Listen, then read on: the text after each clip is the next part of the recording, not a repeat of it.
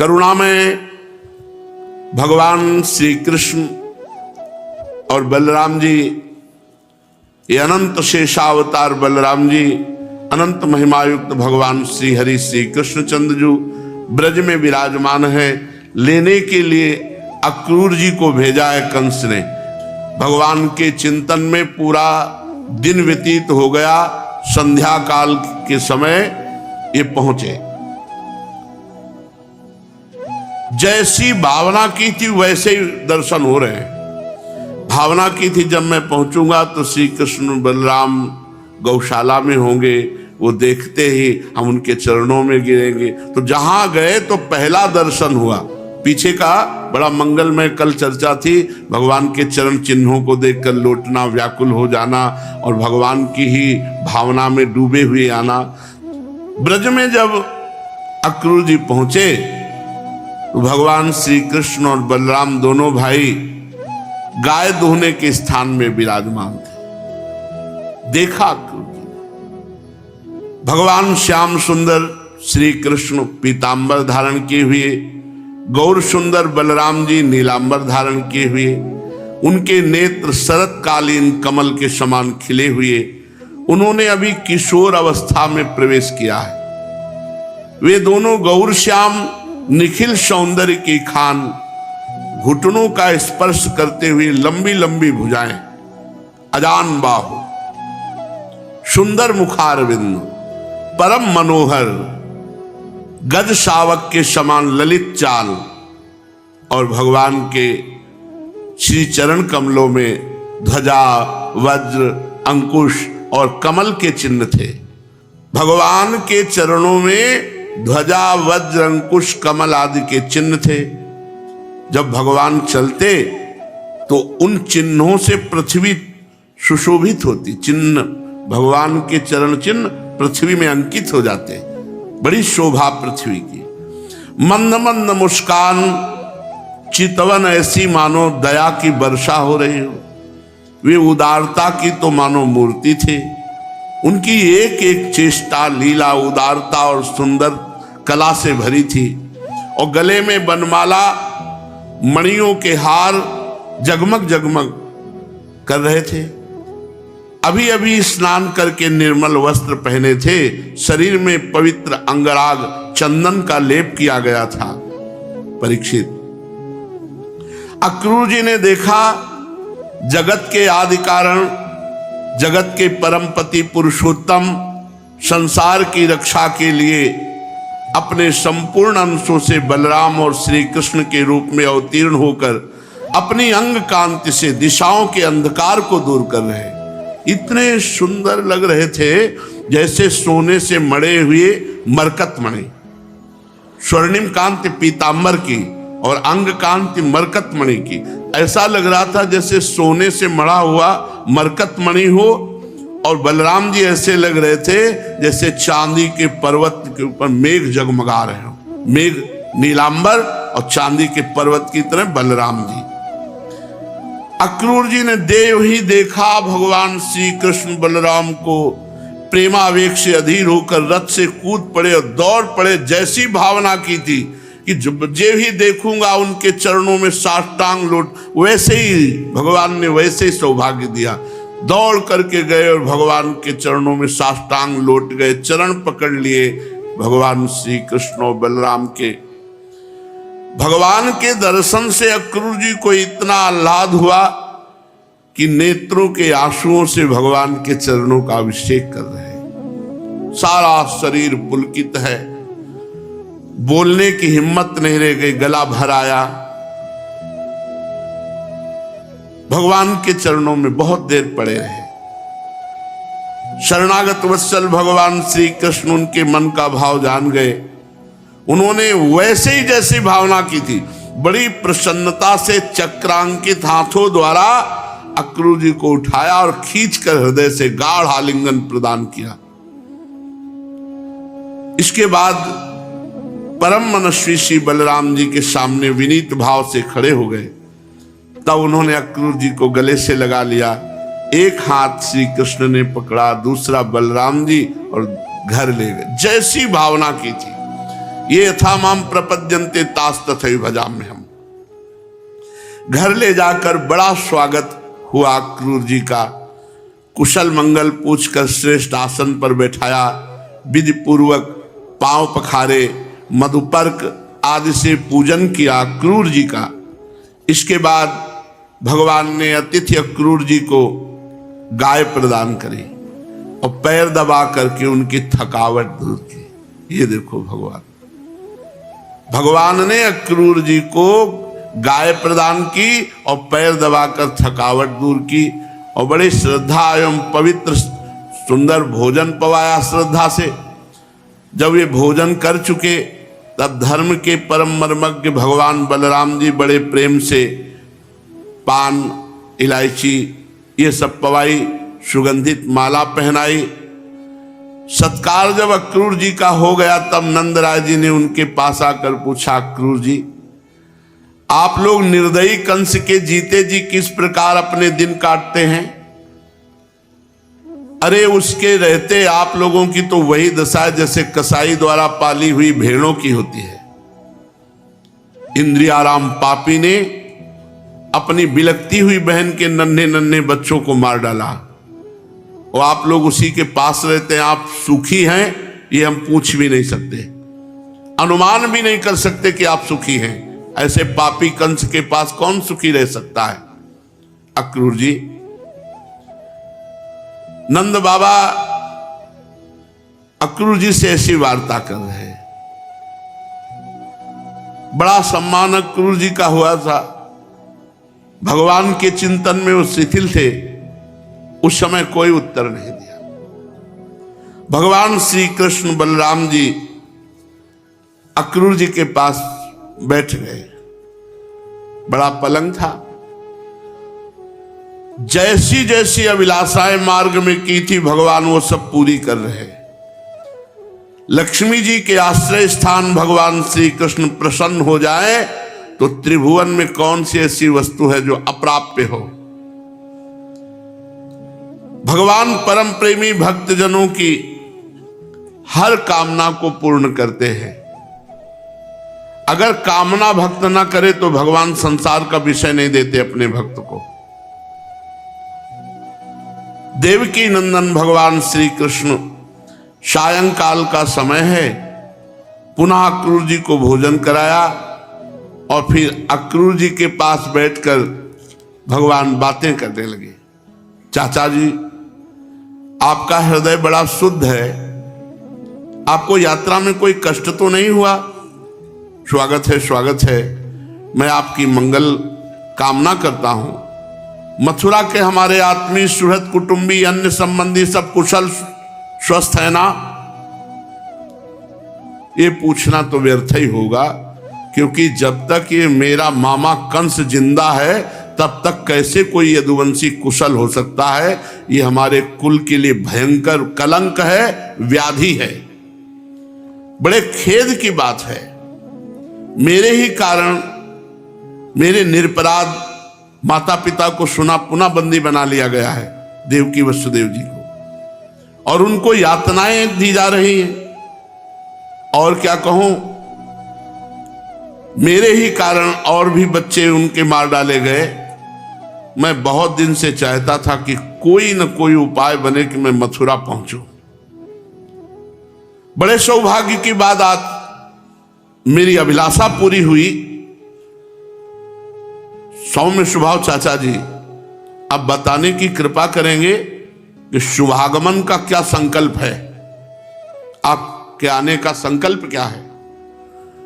जब भगवान श्री कृष्ण ने अक्रूर जी से इस प्रकार प्रश्न किया तब उन्होंने बताया कि कंस ने तो सभी यदुवंशियों से घोर वैर ठान रखा है। वो वसुदेव जी को जान से मारने का उपाय भी कर चुका है, पर अभी वो सुरक्षित हैं, जेल में हैं।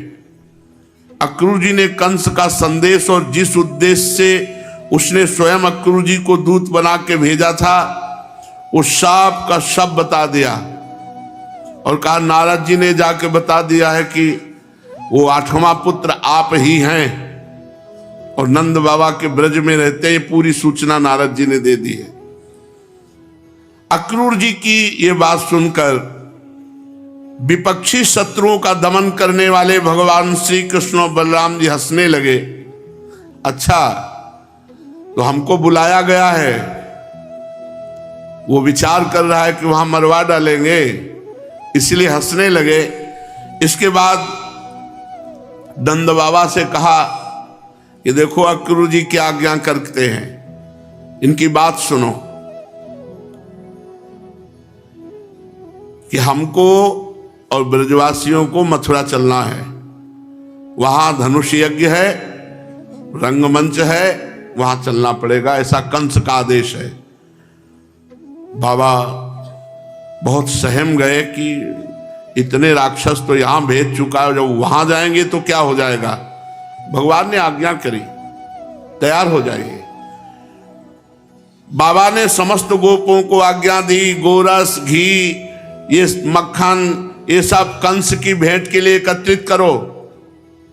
छकड़े जो तो कल प्रातः काल हम सब मथुरा की यात्रा करेंगे और वहां चलकर राजा कंस को कर देंगे ये गोरस, मक्खन, घी आदि। सुना है वहां बहुत बड़ा उत्सव हो रहा है, उसे देखने के लिए देश की सारी प्रजा इकट्ठी हो रही है, हम लोग भी उसे देखेंगे। नंद बाबा ने गांव के कोतवाल के द्वारा पूरे ब्रज में सूचना फैला दी। जब गोपियों ने सुना कि हमारे मनमोहन श्याम सुंदर और गौर सुंदर बलराम जी को मथुरा ले जाकर अक्रूर जी यहां हमसे दूर कर देंगे श्री कृष्ण को, तब उनके हृदय में बड़ी व्यथा, बड़ी व्याकुलता हुई और कहा इसका नाम अक्रूर किसने रख दिया, ये तो क्रूर कर्म है। हम प्रेमियों के परम इष्ट श्री कृष्ण को हमसे दूर ले जाना, ये तो क्रूर कर्म है, और उनका नाम है अक्रूर। किसने रख दिया अक्रूर नाम। मथुरा जाने की बात ऐसे फैल गई जैसे वायु। अब तो सब गोपी प्रेमी जन व्याकुल हो गए, क्योंकि गाय चराने जाते थे तो दिन भर इंतजार में, फिर उनके दर्शन से उनकी शीतलता होती। अब मथुरा जा रहे हैं, बहुतों को तो सुनते ही कि श्री कृष्ण मथुरा जा रहे हैं मूर्छित हो गए। कितना प्रेम प्रभु से है, अचेत हो गई। भगवान मथुरा जा रहे हैं, बात सुनते ही गोपियों के अंदर भारी वृथा, कोई कोई तो भगवान के ध्यान में समाधिस्थ हो गई। शरीर संसार का कोई स्मरण ही नहीं रहा। बहुत सी गोपियों के सामने भगवान श्री कृष्ण का प्रेम, उनकी मंद मंद मुस्कान और हृदय को स्पर्श करने वाली विचित्र पदों से युक्त मधुर वाणी, ये सब याद आने लगी। मथुरा जाने की बात सुनकर के भारी व्याकुलता गोपियों में, मानो उनको पता है कि अब ये यहां से गए तो फिर गए। गोपियां मन ही मन श्री कृष्ण की लटकीली चाल, भाव भंगी, प्रेम भरी मुस्कान, चितवन, सारे शोकों को मिटा देने वाली वो मुस्कुराहट, उदारता भरी लीलाओं का चिंतन करने लगी और विरह के भय से कातर हो गई। उनका हृदय, उनका जीवन, सब कुछ भगवान के प्रति समर्पित था। उनकी आंखों से आंसू बह रहे थे। झुंड की झुंड गोपियां इकट्ठी हो गई और बात करने लगी। गोपियों ने कहा, विधाता तुम सब कुछ विधान तो करते हो, परंतु तुम्हारे हृदय में दया का लेश नहीं है। पहले तो तुम सौहार्द और प्रेम से जगत के प्राणियों को एक दूसरे के साथ जोड़ते हो और फिर उनकी अभिलाषाएं पूर्ण होने नहीं पाती और उनको अलग अलग कर देते हो। ये तुम्हारा खिलवाड़ मुझे बिल्कुल अच्छा नहीं लगा। अय विधाता, तू बच्चों जैसा खेल खेलता है। पहले तो मिलाता है, ये पुत्र, ये पत्नी, ये भाई, ये परिवार, और फिर विलग कर देता है। वो मर गए, वो मर गए, वो मर गए, या वो दूर चले गए, वो परदेश चले गए। ये क्या तेरा खिलवाड़ है? कितने दुख की बात है विधाता। तूने पहले हमें प्रेम का वितरण करने वाले श्याम सुंदर का मुख कमल दिखलाया। ओह कितने सुंदर हैं। वह काले काले घुंघराले बाल कपोलों पर झलक रहे हैं। मरकतमणि से चिकने सुस्निग्ध कपोल, तोते की चोंच सी सुंदर नासिका, अधरों पर मंद मंद मुस्कान की सुंदर रेखा जो सारे शोकों को तत्क्षण भगा देती है। विधाता, तुमने एक बार तो हमें वह परम सुंदर मुख कमल दिखाया और अब उसे ही हमारी आंखों से ओझल कर रहे हो। सचमुच तुम्हारी एक करतूत बड़ी अनुचित है। हम जानती हैं इसमें अक्रूर का दोष नहीं है, ये तो साफ तुम्हारी क्रूरता है। वास्तव में तुम ही अक्रूर के नाम से यहाँ आए हो और अपनी दी हुई आंखें तुम हमसे मूर्ख की भांति छीन रहे हो। इन आंखों के द्वारा हम श्याम सुंदर के एक एक अंग में तुम्हारी सृष्टि का संपूर्ण सौंदर्य निहारती रहती थी। विधाता, तुझे ऐसा नहीं करना चाहिए, हमसे श्याम सुंदर को दूर नहीं भेजना चाहिए। अहो, ये नंद नंदन को भी नए नए लोगों से ने लगाने की चाट पड़ गई है। देखो तो सही, कहां गया इनका प्यार, इनका प्रेम। एक क्षण में मथुरा के लिए तैयार हो गए। हम तो अपने घर द्वार, स्वजन संबंधी, पति पुत्र सबको छोड़कर इनकी दासी बनी। इन्हीं के लिए आज हमारा हृदय शोकातुर हो रहा है, परंतु ये ऐसे है कि ये तैयार हो रहे हैं मथुरा जाने के लिए। आज की रात प्रातःकाल मथुरा वासियों के लिए, वहां की स्त्रियों के लिए निश्चय बड़ा मंगल प्रभात होगा। उनकी बहुत दिनों की अभिलाषाएं अवश्य ही पूरी होंगी।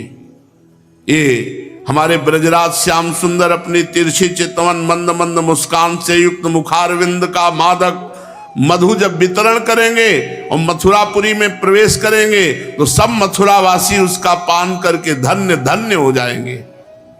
यद्यपि हमारे श्याम सुंदर धैर्यवान होने के साथ ही नंद बाबा आदि गुरुजनों की आज्ञा में रहते हैं, तथापि मथुरा के प्रेमी और वहां की युवतियां इनके मधु के समान वचन और इनका रूप देखकर बरबस लुट जाएंगे इनके ऊपर। इनकी सलज्ज मुस्कान, विलासपूर्ण भावभंगी, ऐसी कौन ऐसा है जिसके चित्त को न चुरा ले। हमें लगता है ये मथुरा चले जाएंगे तो फिर हम ग्वालिनों के पास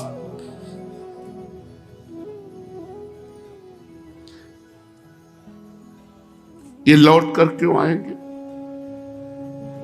श्याम सुंदर, तुम हमारे जीवन हो।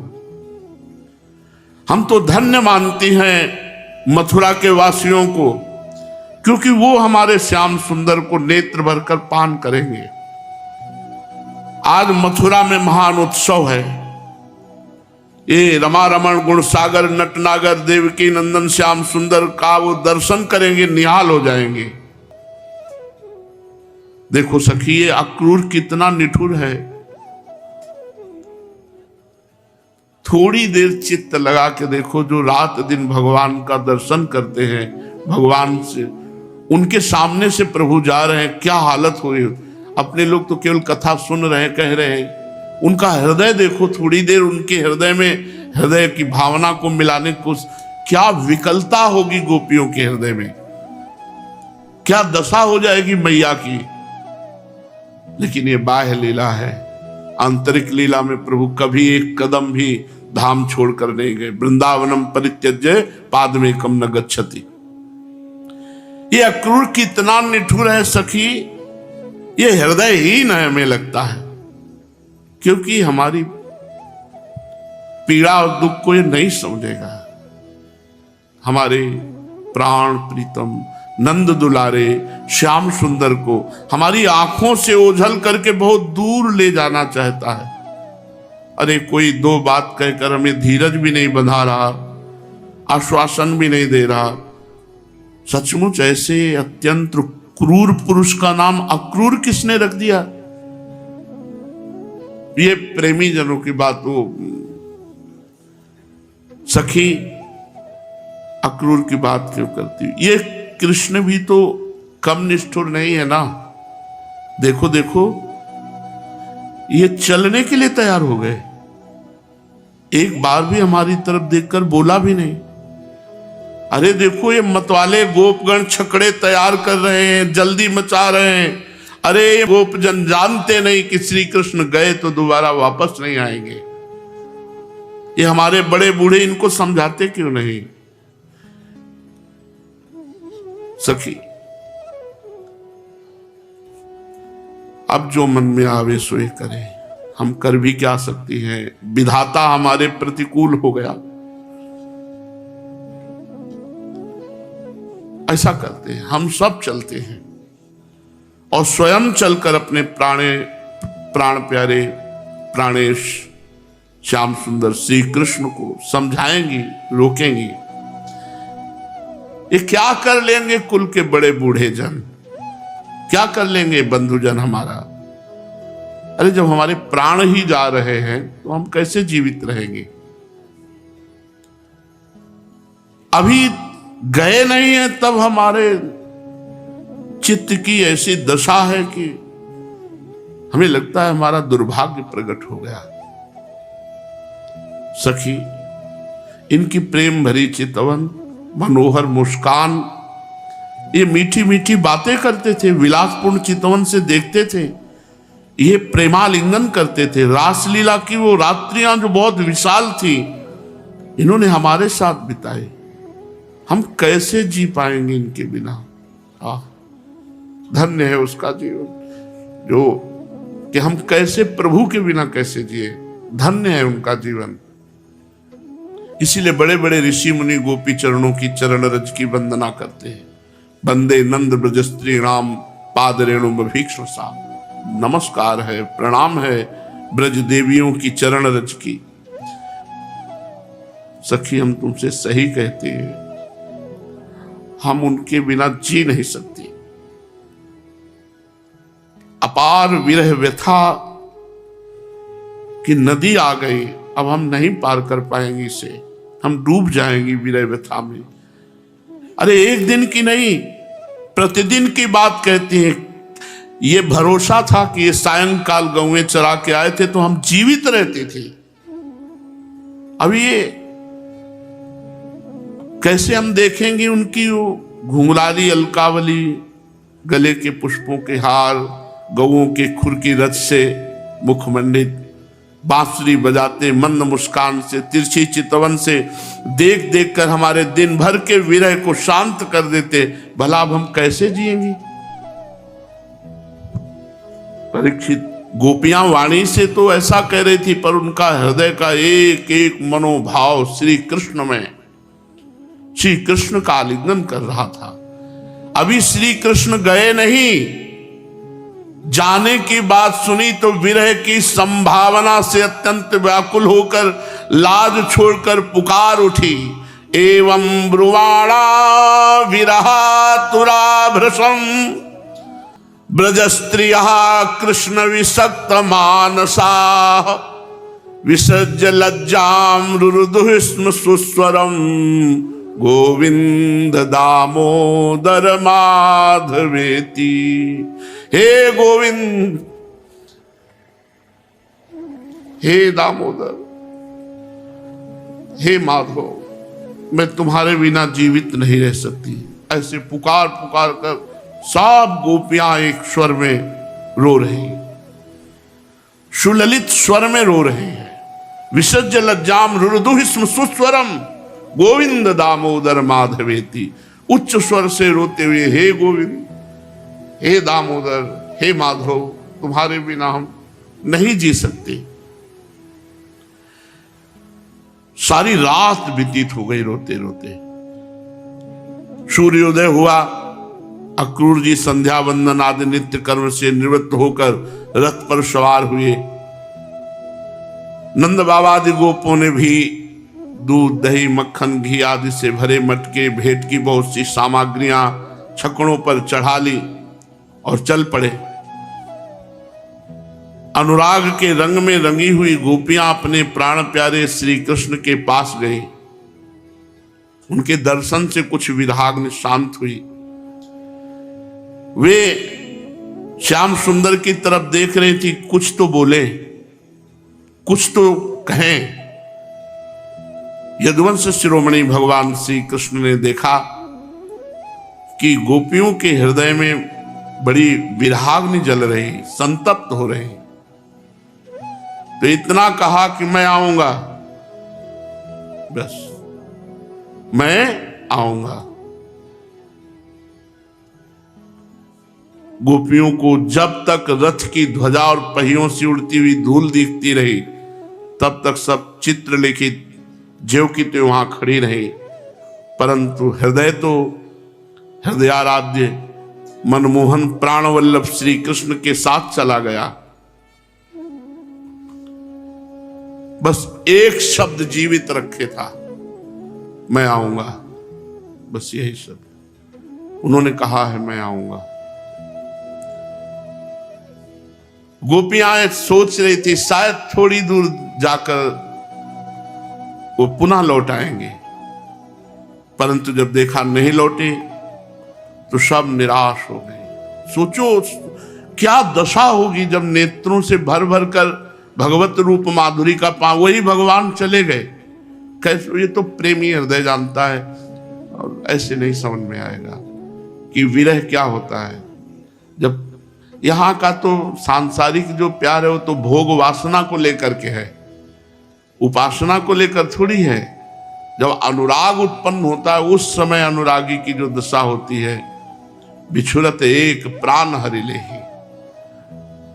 रात दिन अब प्यारे श्याम सुंदर के चिंतन में आंसुओं से भींगे हुए कपोल, ऐसे पूरा ब्रजमंडल, क्या मैया, क्या सब गोपीजन, क्या गौए, क्या बछड़े, क्या सखा, कुछ तो साथ जो गए थे उनकी बात अलग थी, लेकिन सब यहां पूरे ब्रज में एक ही शब्द, मैं आऊंगा, बस यही जीवित रखे था। बोले है ना आऊंगा। परीक्षित इधर भगवान श्री कृष्ण बलराम जी अक्रूर के साथ ऐसे घोड़े जो वायु के समान चलने वाले थे, पापनाशिनी परम पावन मोह भंजनी यमुना जी के पावन तट पर पहुंचे। वहां भगवान श्री कृष्ण बलराम जी ने मुख धोया और जैसा भगवान के श्री अंग का रंग है ऐसा यमुना जी का श्याम रंग, जल पिया। इसके बाद बलराम जी और भगवान श्री कृष्ण झुरमुट के समीप खड़े रथ पर जाकर बैठ गए। अक्रूर जी ने दोनों भाइयों को जब रथ में बैठा करके ले आ रहे थे तो उनके मन में बड़ी शंका हुई कि मैं बड़ा अनर्थ कर रहा हूं। ऐसे श्याम सुंदर, ऐसे गौर सुंदर ये कृष्ण बलराम को जाकर पापी कंस के हाथ में समर्पित कर दूं, कहीं अमंगल ना हो जाए। मैं कितना अमंगल कार्य करने के लिए तत्पर हो गया। यही सोच रहे थे कि भगवान ने आज्ञा करी, चाचा जी ये अनंत तीर्थ ब्रह्महृद है, इसमें स्नान कर लो।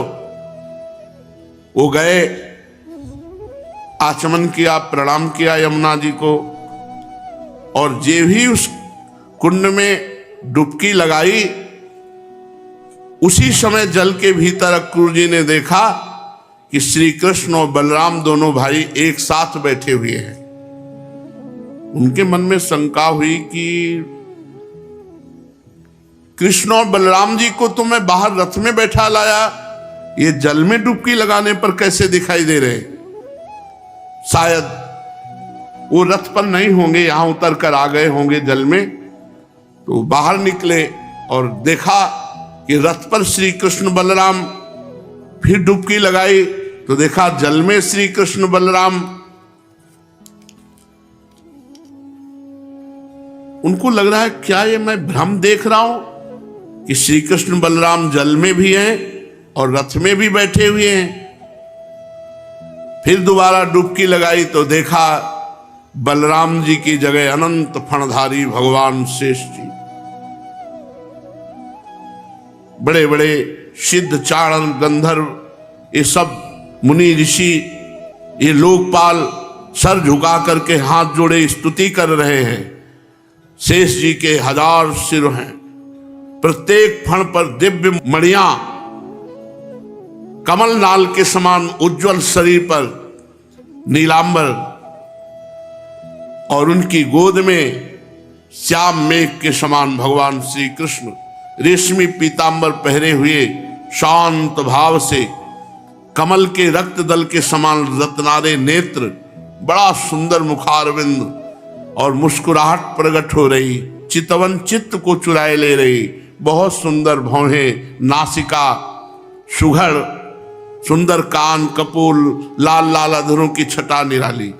देखा भगवान शेष की शैया पर श्री कृष्णचंद्र जो शयन कर रहे हैं, वक्षास्थल पर लक्ष्मी का चिन्ह, शंख के समान उतार चढ़ाव वाला सुडौल गला, गहरी नाभि, त्रिवली युक्त उदर, पीपल के पत्ते के समान शोभायमान हो रही। अक्रूर जी ने देखा भगवान के श्री अंगों को, जिनमें मणियों से जटा हुआ मुकुट, कड़े, बाजूबंद, करधनी, हार, नूपुर, कुंडल, सुंदर यज्ञोपवीत दिव्य मूर्ति अलंकृत, एक हाथ में कमल, शेष 3 हाथों में शंख, चक्र और गदा, गले में कौस्तुभ मणि, बनमाला, नंद, सुनंद, जय, विजय, ये सब भगवत पार्षद वहां विराजमान हैं। और सनकादि परम ऋषि सनक सनंदन सनातन सनत कुमार, ब्रह्मा, महादेव, देवता, सर्वेश्वर, मरीच आदि 9 प्रजापति, प्रहलाद, नारद, बड़े बड़े भक्त, 8 वसु, ये सब स्तुति कर रहे हैं। ये अक्रूर जी ने देखा महामहिमा भगवान की। साथ में देखा श्री, पुष्टि, सरस्वती, कांति, कीर्ति, तुष्टि, ये सब भगवान की दिव्य शक्तियां, वहां माया, लादिनी, संधिनी, ये सब शक्तियां वहां मूर्तिमान विराजमान है। कांपने लगे अक्रूर जी भगवान का ऐसा स्वरूप। भगवान ने दिखाया कि देख, कंस मार सकता है मुझे, अपना वैभव दिखाया। अब तो परम भक्ति से युक्त प्रेममय हो गया, सारा हृदय आनंद के आवेश से पुलकित, प्रेम भाव का उद्रेक, आंखों से आंसू बह रहे। अक्रूर जी ने अपना साहस बटोरा। ये नहीं कि केवल कोरी भावना हो, नजदीक गए और भगवान के चरणों में प्रणाम किया, सर रख दिया, हाथ जोड़कर धीरे धीरे गदगद वाणी से अक्रूर जी भगवान की स्तुति करते हैं। बड़ी सुंदर भगवान की अक्रूर जी ने स्तुति की है, तो इसका श्रवण आगे करेंगे, जिससे ध्यान पूर्वक हम भगवान की महिमा को सुन सके। जल्दीबाजी में ग्रहण करना नहीं, उस समय भी हो गया, पर हम ये बताना चाहते हैं कैसे भी भगवान से जुड़ जाओ, धन के लोभ से जुड़ जाओ, दुख निवृत्ति के लोभ से जुड़ जाओ, भगवान को जानने के भाव से जुड़ जाओ, भगवान को पाने के भाव से जुड़ जाओ, कैसे भी भगवान से जुड़ जाओ, इनका स्वभाव और प्रभाव ऐसा है कि उसी दिन से आपका परम मंगल शुरू हो जाएगा। लेकिन परम मंगल आपके अनुसार नहीं होता, ये बात ध्यान रखना। तुम सोचते हो ये काम बन जाए तो परम मंगल हो जाएगा, ये बात बन जाए तो परम मंगल हो जाएगा, लेकिन अल्पज्ञ हो। भगवान दूर की देखते हैं कि इससे इनका अमंगल हो जाएगा, तो भगवान पूरी नहीं करेंगे। वो मंगल भवन है, वो मंगल ही तुम्हारा करेंगे। इसलिए दृढ़ विश्वास रख के एकमात्र केवल भगवान का आश्रय भरोसा और खूब नाम जप, और जितना बन सके अच्छे आचरण करो, अच्छे चरित्रवान बनो, तो भगवान की कृपा से ये जन्म सार्थक हो जाएगा। नहीं तो रोज की रोज आयु क्षीण हो रही,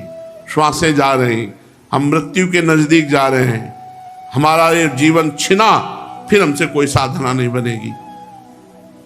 83,99,999 योनियों में किसी में ऐसी सामर्थ्य नहीं कि हम अपने प्यारे प्रभु का भजन कर सके या उनका पूजन कर सके या उनको पुकार सके। ऐसी तमोगुणमयी वृत्ति रहती, बस खाना पीना जीना भोग मर जाना, भय निद्रा आहार मैथुन, बस यही केवल दिमाग में रहता है। इसलिए जैसे बने उल्टे सीधे जैसे बने, भाव कुभाव जैसे बने, नाम पकड़ लो, नाम मंगल कर देगा। बड़ा इसीलिए कहते बहुत कठिन है भजन करना। हमारी वृत्तियों को चुराने के लिए माया इतने षड्यंत्र रचती है, हम जान ही नहीं पाते कि ये षड्यंत्र है, और मन भगवान के चिंतन से विमुख होकर माया का चिंतन करने लगता है। जैसे बने, मन ना लगे तो जबान से राम कृष्ण हरि बोलो, जबान से हरिशरणम राधा राधा राधा हरे नमः, परम मंगल जबान से बोलो। यद जिह्वाग्रे, ना कि मनसाग्रे।